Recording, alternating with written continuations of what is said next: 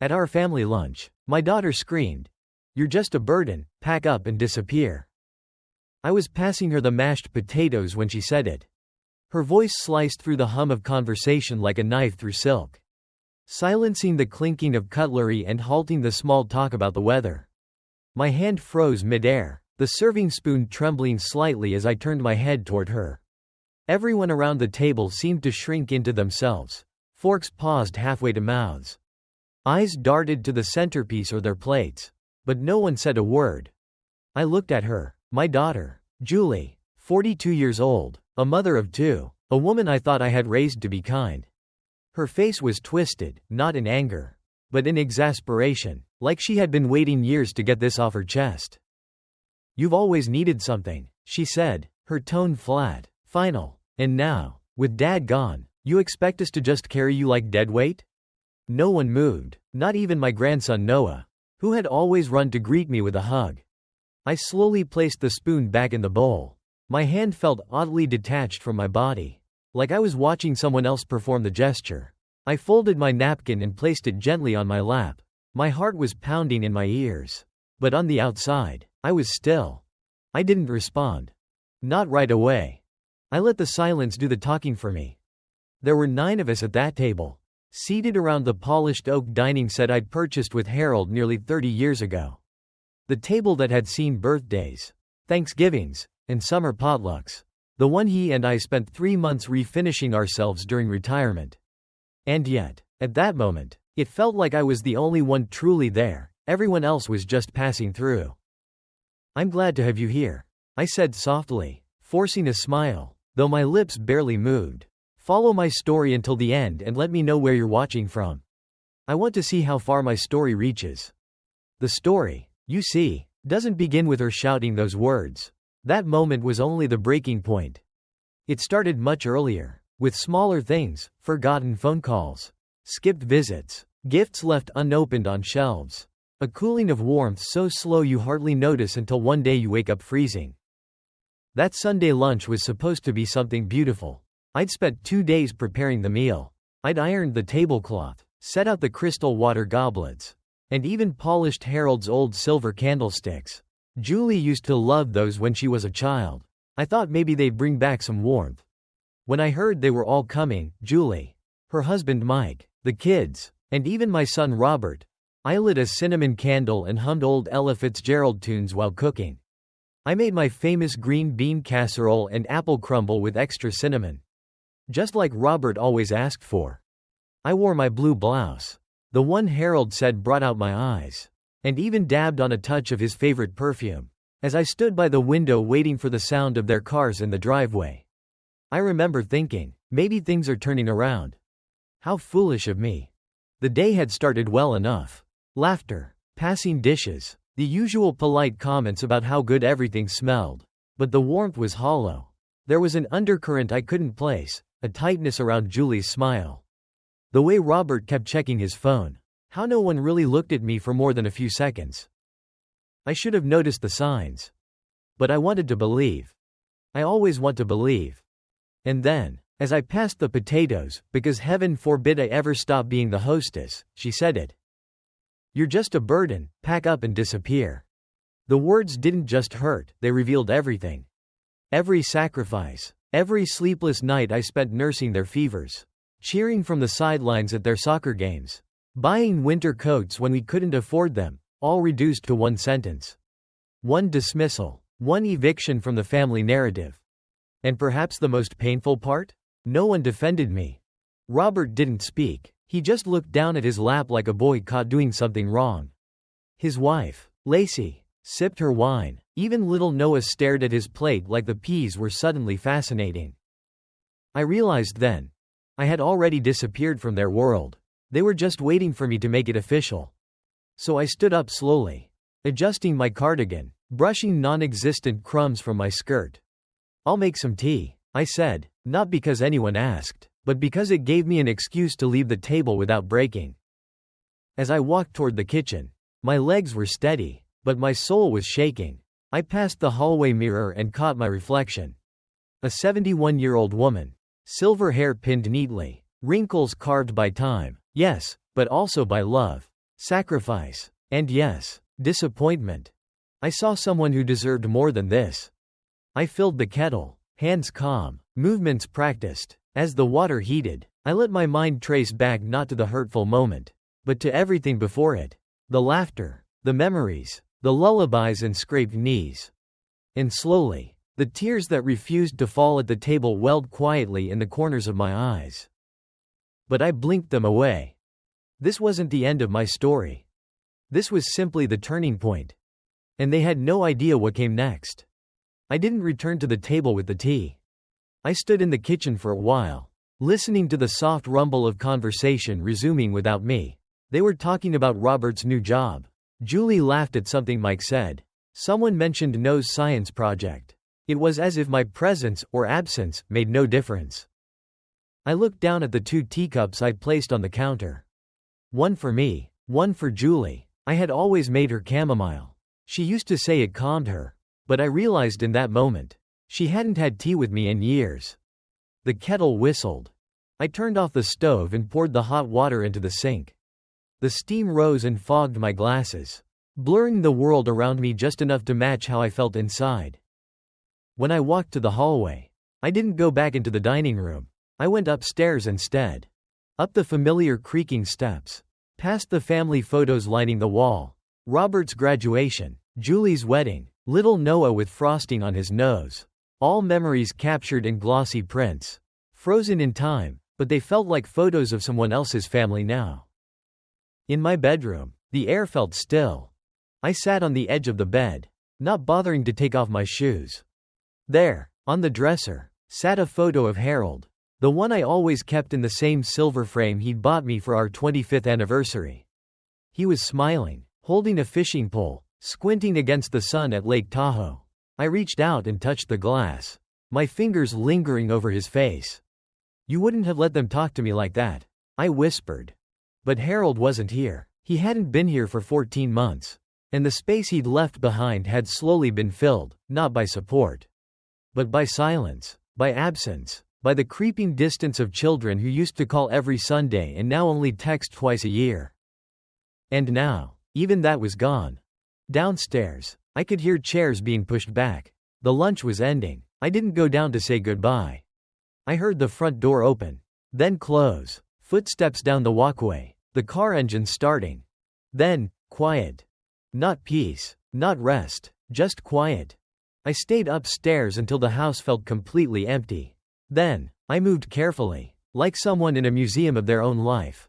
I cleared the dishes in silence, folded the linen napkins, scrubbed each wine glass until it sparkled. I even rewrapped the apple crumble they hadn't touched.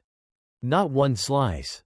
I placed it in the fridge, as if someone might come back for it. But I knew they wouldn't. That night, I lay in bed, staring at the ceiling fan as it spun lazily above me. The room still smelled faintly of roasted chicken and cinnamon, echoes of a day that should have been warm and full, but instead left me hollow. I didn't cry. I didn't scream. I just let the realization settle in like dust. I no longer belonged. And maybe I hadn't for a long time. But now, I finally saw it. That night, sleep refused to visit me. I lay awake listening to the quiet hum of the refrigerator downstairs. The kind of sound you only notice when the house feels emptier than usual. I kept replaying Julie's words at the table, like a record with a scratch that forced the needle back to the most painful part. A burden, pack up, disappear. It wasn't just an insult. It was a confession. A confession that something deeper had been wrong for a long time, something I had been too hopeful, too forgiving, or maybe too naive to see. The next morning, sunlight crept through the blinds in thin, soft lines. I made myself a cup of coffee and sat at the kitchen counter, staring out at the backyard. Harold used to spend hours out there, pruning the little apple tree we planted together the year Robert was born. The tree had grown strong, sturdy, reliable. I used to believe my family was the same. But families don't break overnight. They erode, little by little, until one day you realize the foundation has turned to sand. While stirring my coffee, I began recalling moments I had brushed aside. Tiny things I dismissed as stress, bad timing, or misunderstandings. The first memory came gently. Like a tap on the shoulder. Julie forgetting my birthday 3 years in a row, but posting a 3-paragraph tribute for her mother's strength and sacrifices. I had told myself it didn't matter. But it did. Then came another. Robert and Lacey insisting I use my money on myself during Christmas, yet bringing me brochures for retirement homes a week later. And I remembered the times my calls went unanswered. But the moment they needed something, babysitting, money for repairs, help planning a party, they would appear cheerful and affectionate. Like flipping a switch. It felt like holding puzzle pieces I had never noticed belonged to the same picture. And that picture wasn't love. It was convenience. My family had been using me, quietly, consistently, and Sunday's lunch was merely the first time the truth slipped out without a mask. My chest tightened as I realized. Julie didn't scream because she was angry. She screamed because she felt entitled. She believed what she said. I set my mug down and let out a shaky breath. For the first time, I asked myself a question I'd avoided. When did I stop being their mother and become their obligation? The answer hurt more than Julie's words. As the morning continued, I moved through my home slowly. Almost deliberately. I noticed details I had ignored before. Photos where I stood at the edge of the frame. Gifts I had given that had never been unwrapped. Notes on the fridge in Julie's handwriting reminding me of payment deadlines for her kids' extracurricular programs. They were everywhere, evidence of a relationship based on taking. I replayed yesterday's lunch again, but this time not the moment she shouted, rather the freeze frame before it happened.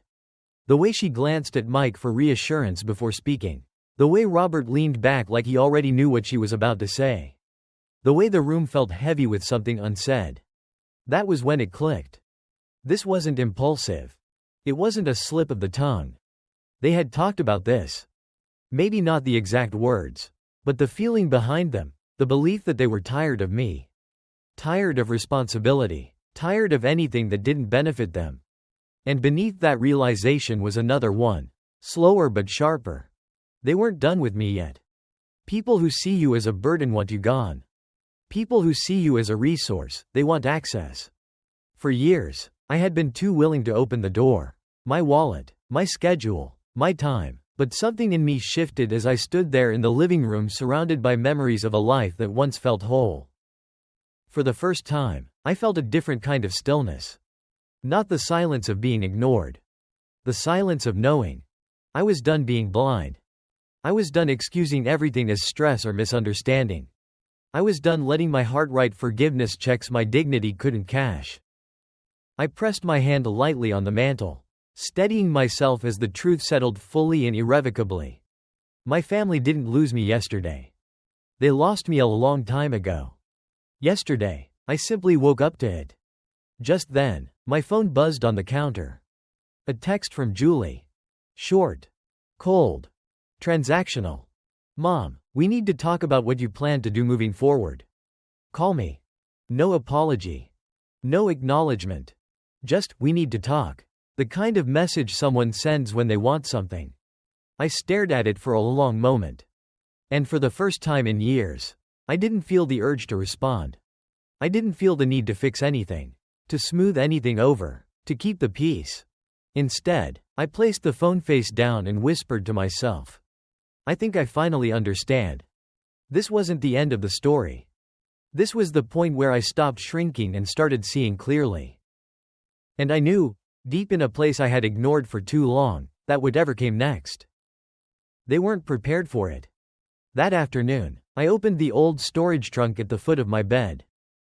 Inside were layers of years, photo albums, letters, little hand-drawn cards from when Julie and Robert were in elementary school. Things I had kept, not out of nostalgia, but because they once felt like proof that love had existed here. I pulled out one album. The cover was frayed at the corners. I flipped through slowly. Julie's third-grade recital. Robert's braces coming off. Our first Christmas in this house. Page after page, their childhood unfolded in front of me. And with each photo, a memory whispered behind it.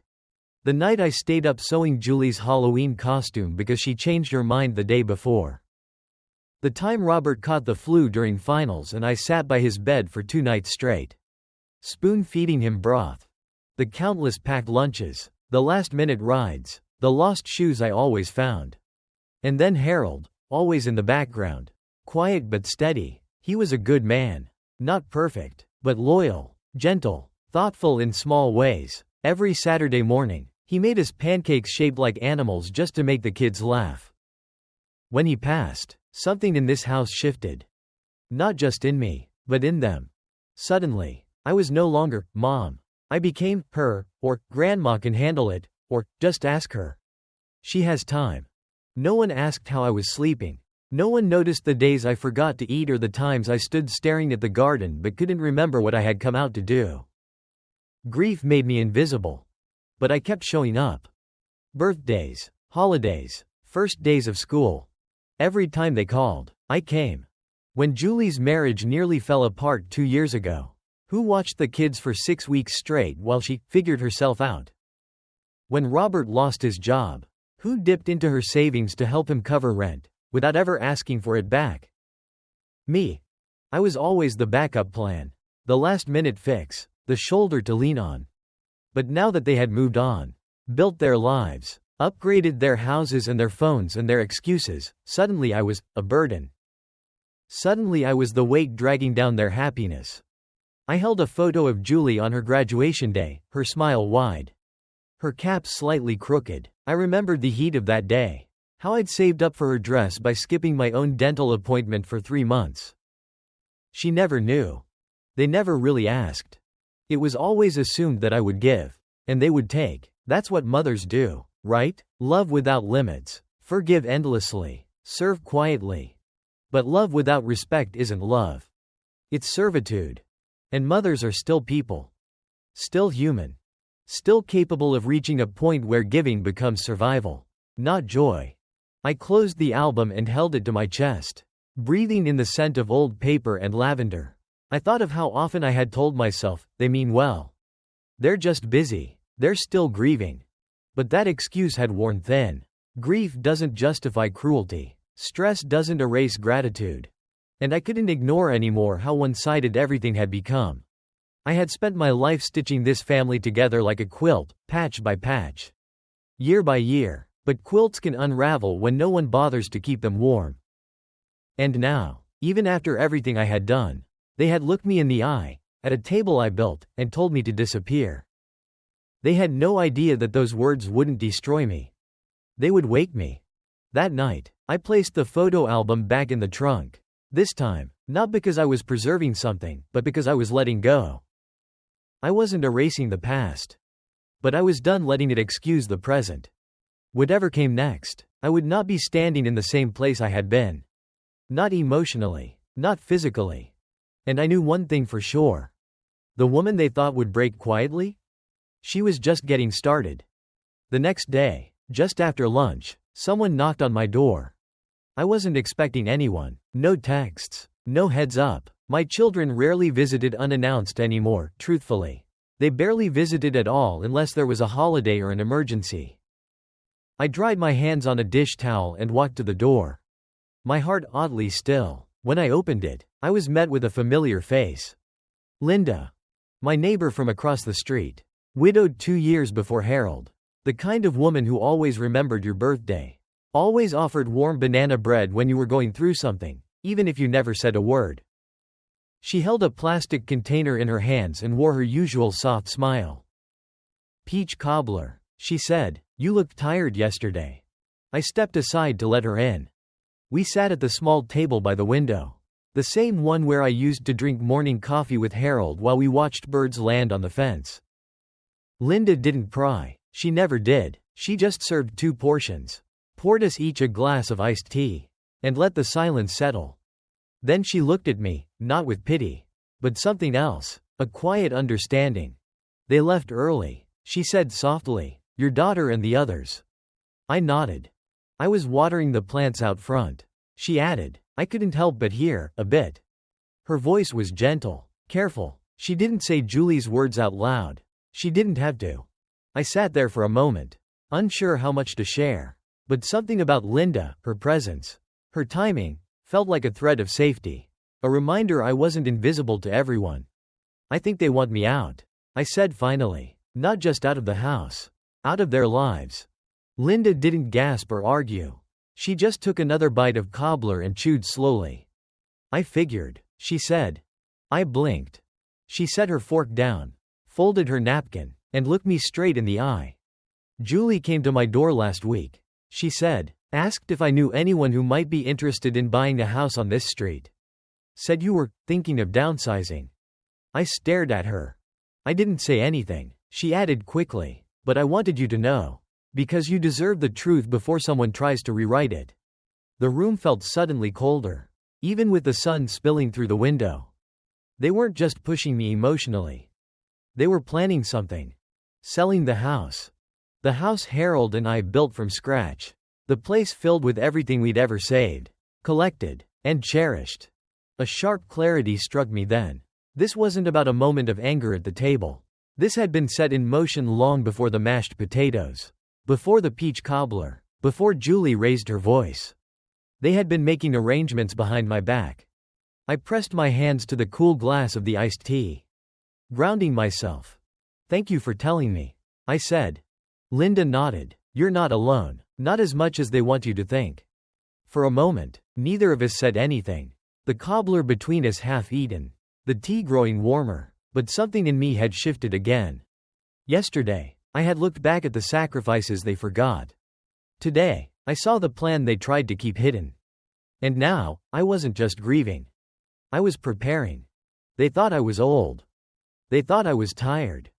They thought I would let them take what was left of me. But I had allies. And I had time.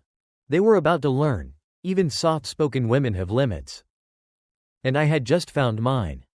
The next morning, I made 3 phone calls. First, to the bank. Second, to the lawyer Harold and I had used to draft our will. And third, to a locksmith. None of the conversations were long. Just enough to take back control. By noon, the locks on the front and back doors had been changed. The keypad entry Julie insisted I installed 2 years ago was disabled. I packed the spare keys I had given them, the ones I now realized they used more often than they asked, and placed them in a sealed envelope. I wrote on it, in neat cursive. Return to sender. Access revoked. No dramatic note, no confrontation, just a quiet declaration that the rules had changed. That afternoon, I sat in the garden and watched the breeze nudge the chimes on the porch. I hadn't felt this calm in months. For the first time, I wasn't waiting for someone to visit. I wasn't planning a meal. I wasn't wondering if I had done something wrong. I was simply still, and it felt powerful. The next day, I went through the attic, finally, and found the dusty boxes Harold had labeled, important, property files. Inside were the original deeds, insurance papers, and an older draft of the trust, one we had meant to revise after Harold's passing, but hadn't gotten around to. I placed them all in a canvas folder and scheduled a follow-up appointment with the lawyer. When I arrived at his office 2 days later, he was surprised, but not unkind. I thought your daughter handled your estate now, he said casually. I smiled. She believed that. I never signed the handover. He nodded slowly. That makes this a lot easier. We spent the next hour updating the trust. I made it clear, crystal clear, that no changes were to be made without my written consent. No sales authorized unless I initiated them. Then, before I left, I asked him one last thing. If someone were hypothetically making inquiries about the house behind my back, what kind of access would they need? He didn't flinch. Power of attorney, co-ownership, or manipulation. I nodded. I think it's time that ends. On the way home, I stopped by the florist and picked up a small bouquet of sunflowers. Harold used to bring me those after difficult weeks. I placed them by his photo that evening, the petals opening like soft reminders that resilience blooms quietly. The next morning, Julie called. I let it go to voicemail. The message was clipped. Mom, I tried using the code and it didn't work. Did you change it? I need to grab some things I left in the back closet. Call me. I didn't call. Instead, I sent a text. Please make a list of anything you believe is yours. I will place them outside the porch in a labeled box by Friday. No anger, no accusations, just protocol. 5 minutes later, she texted again. What's going on? I didn't respond. I was busy reviewing the updated trust documents and finalizing the title confirmation with the notary. My silence wasn't passive anymore. It was intentional. Let them wonder. Let them sweat. Let them realize that the woman they thought would quietly fade was, in fact, rebuilding. Not just boundaries, but her entire sense of self. I spent the rest of that day rearranging the guest room, not for visitors, but for me. I moved my sewing machine by the window, laid out fabric I hadn't touched in years, and started a quilt. Each square would be stitched not from duty or habit, but from choice. Because this time, I wasn't making something for them. I was making something for me. And they had no idea how much strength could live in silence, until now. 3 days passed without another word from Julie. Then, on the 4th morning, my phone buzzed at exactly 8:47 a.m. A message from Robert. Hey Mom, Julie mentioned you've been having some tech issues? Want me to come by and fix anything? I stared at the screen for a long time. It was his first text in nearly a month. There was no, how are you? No mention of the lunch. No acknowledgement of Julie's outburst. Just a vague excuse. A weak entry point. They were testing the waters. I didn't reply. Instead, I pulled the blinds open a little wider, letting the morning sun flood the living room. The house felt brighter lately, lighter, as if shedding the weight of false warmth had made space for something cleaner. By noon, I received another message. This time from Julie. You're being difficult. That was all she wrote. No subject, no greeting, no request. Just a sentence shaped like a warning. I almost laughed. Difficult? After decades of being the dependable one, the silent cleaner, the babysitter, the last-minute helper, they now saw boundaries as resistance. Let them. That afternoon, Linda stopped by again. She didn't bring cobbler this time, just her presence and her folding chair. We sat on the porch together, watching leaves scatter across the sidewalk. Her presence was like warm soup, quiet, comforting, unspoken in its care. I saw Robert drive by twice this morning, she said, not looking away from the street. Didn't stop. I nodded. They were circling. Watching. Waiting. They didn't want to talk. They wanted access. They wanted control to quietly return to the way it was. But it wouldn't. Linda reached into her coat pocket and pulled out a folded note. Found this in my mailbox. She said, I think it was meant for you. I opened it slowly. Mom, please stop freezing us out. You're making things worse than they are. Let's just talk. Dinner Sunday? There was no signature, but the handwriting was unmistakable. Julie's. I traced the edges of the paper with my thumb. Let's just talk. As if nothing had happened. As if she hadn't stood at my table and told me to disappear. As if she hadn't been talking to realtors behind my back. I placed the note beside my cup and looked out at the street.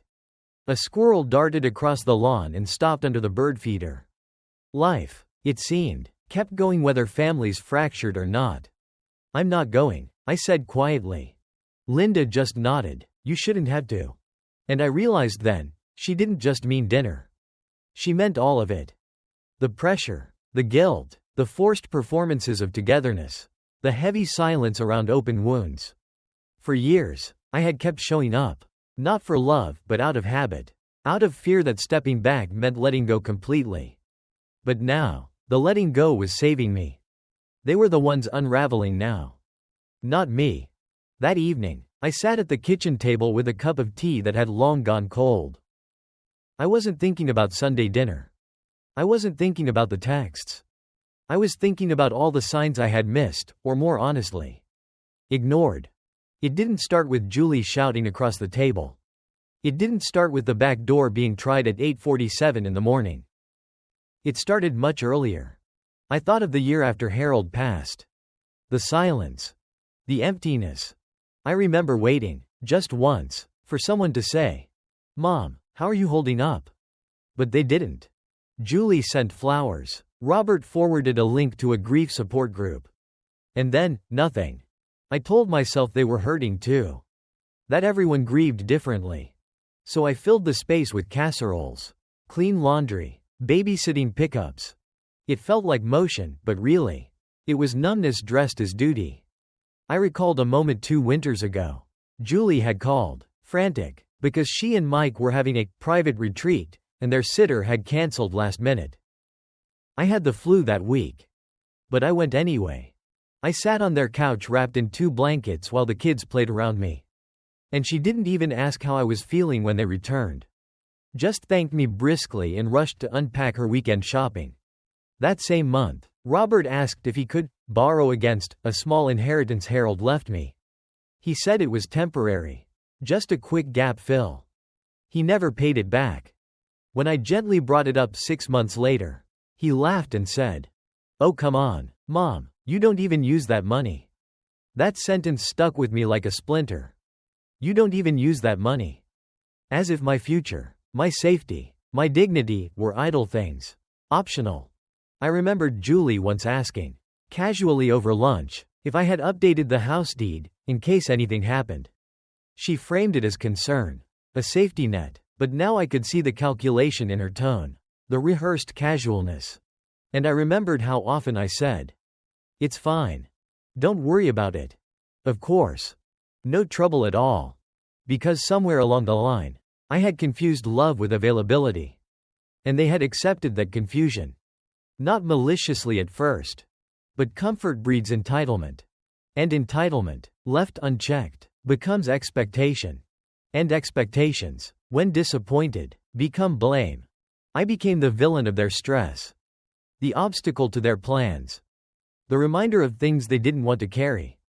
Even when I was silent. Even when I gave everything. Especially when I gave everything. I leaned back in my chair and looked around my kitchen. The wallpaper Harold and I picked together. The dent in the cabinet from when Robert tripped during a game of tag. The clock Julie gave me on Mother's Day 15 years ago. It had stopped working, but I never replaced it. And I realized I had been living inside a museum of moments they no longer remembered. But I did. I remembered everything. And now, I was finally allowing myself to see it. Not with bitterness, but with clarity. That was the thing about betrayal, it didn't always wear a mask.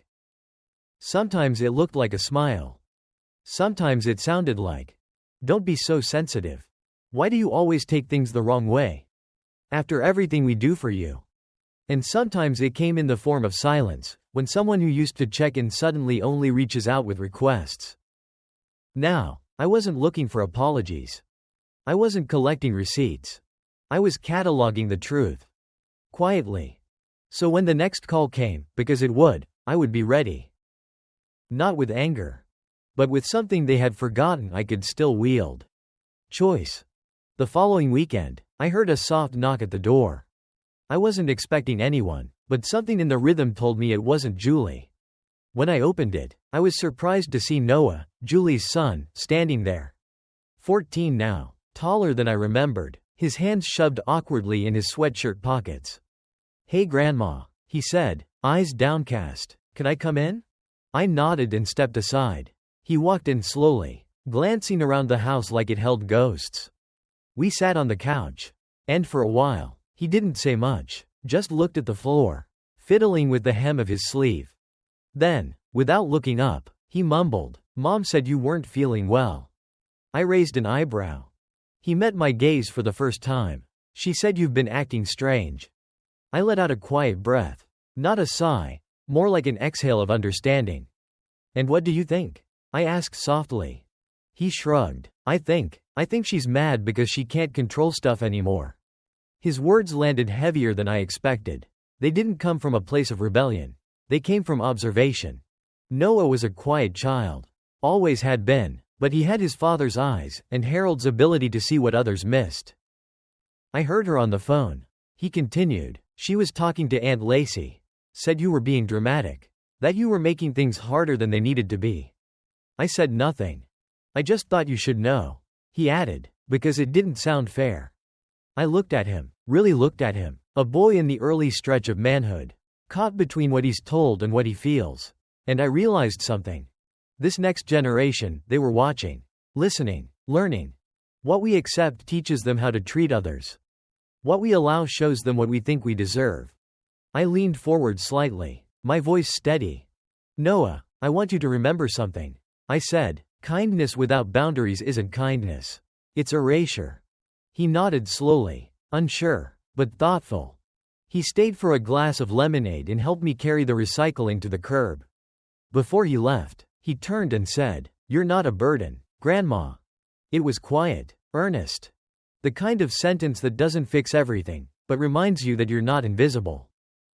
After he left, I stood at the window and watched him cross the street, his shoulders just a little straighter. That evening, Julie called. This time, I answered. "Why was Noah at your house?" she asked immediately, voice sharp. I paused, then said calmly, "Because he knocked."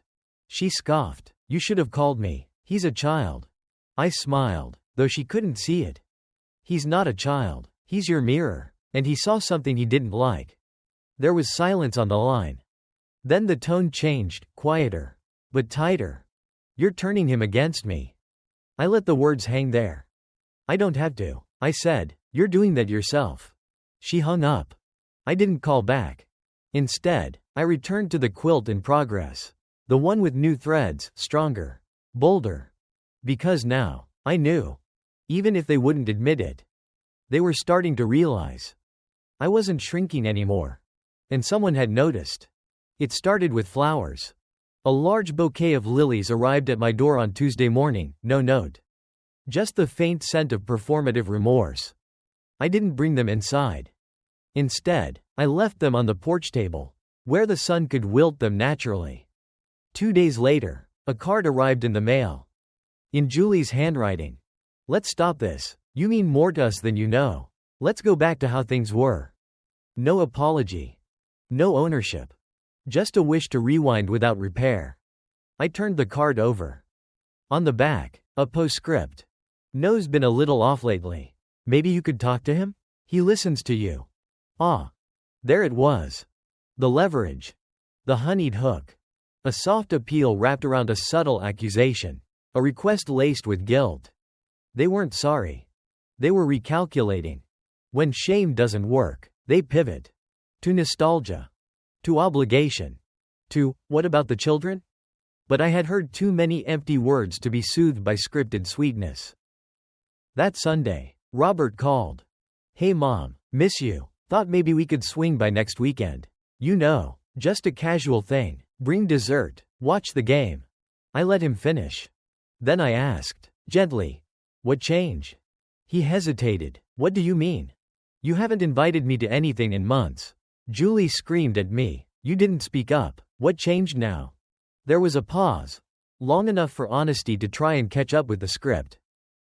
Then he muttered, "Julie thinks you're being too rigid." But I told her, "We just need to smooth this over. Family sticks together, right?" I almost laughed.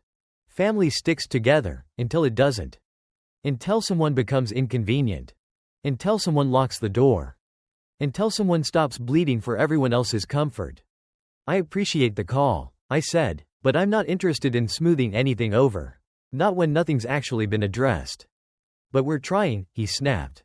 Frustration breaking through. "Why are you being so cold about this?" "Because I was warm for decades, Robert, and you all mistook it for weakness." Click. He hung up.